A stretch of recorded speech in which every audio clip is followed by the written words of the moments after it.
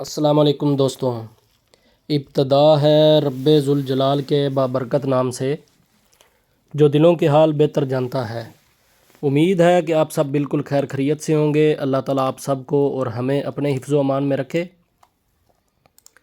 दोस्तों, जो लोग मेरी वीडियो देखते हैं, आउट ऑफ कंट्री से देखते हैं, पाकिस्तान से देखते हैं, इंडिया से देखते हैं, मैं सब का बेहद मशकूर हूँ।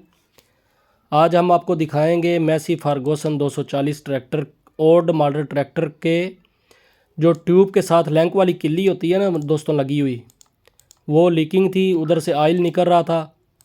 वो मुकम्मल मुरम्मत करेंगे और आपको दिखाएंगे खोलने का तरीका, मुकम्मल फिटिंग करने का तरीका। वीडियो के लास्ट तक मेरे साथ जुड़े रहें, इंशाल्लाह वीडियो बहुत इंटरेस्टिंग होगी। दोस्तों, वीडियो करते हैं स्टार्ट। और जो लोग मेरे यूट्यूब चैनल ट्रैक्टर जोन 485 पे न्यू हैं, प्लीज़ मेरे चैनल को लाइक करो, अपने दोस्तों के साथ शेयर करो, सब्सक्राइब करो और बेल आइकन को प्रेस करना ना भूलिएगा, ताकि मेरी आने वाली न्यू वीडियो आप तक बर वक्त पहुँच सके।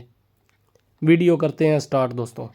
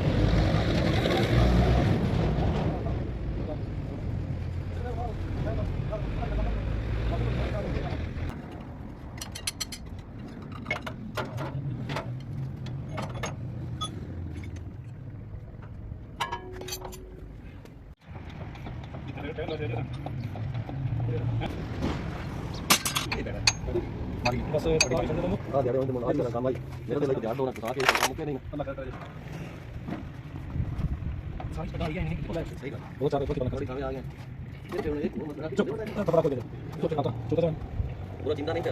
नहीं वो तो बात हो गया। मुकाबला लग गया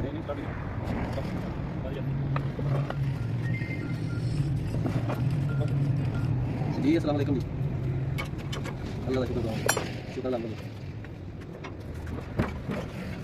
चलो फिर टोला मैं करा देता अकाउंट च जी हम पेपर से मैं लेके अपना करके ते रंग आए मैं बहुत देना बनना लगी देख रहा मैं बाहर मैं कर लो मैं कहना कि भैया करो दूसरी गाली कौन की तो नहीं वो दूसरा वो बात बंद आई है तो वापस करेंगे बड़ा मेहनत होगी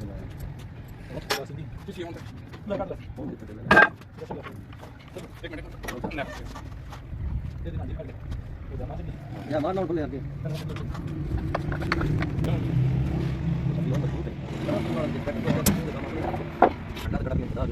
नहीं है उन्हें वाला काम चेक कर लो यार ये तो कैंसिल करनी है ना वो को पता नहीं चल जाएगा ना अच्छा यार बता देगा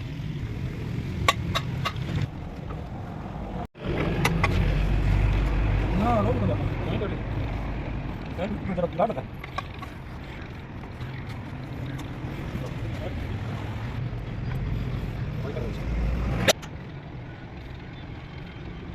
ਕਿੱਥੇ ਲਾਣੀ ਮੈਂ ਵਿੱਚ ਲਾਣੀ ਵਿੱਚ ਵਿੱਚ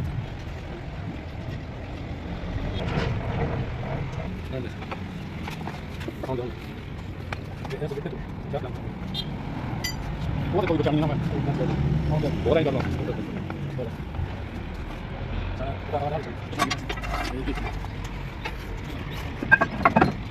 ਕਿਉਂ ਬਸ ਕਰ ਦੇ ਇੱਥੇ ਹੀ ਯਾਰ ਲਗਾ ਕੇ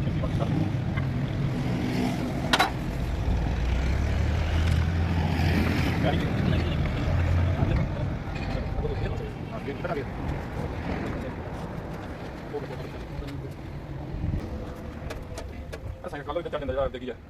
Kalau sebenarnya ini kan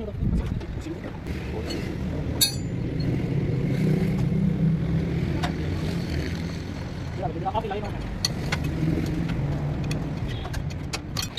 Ada yang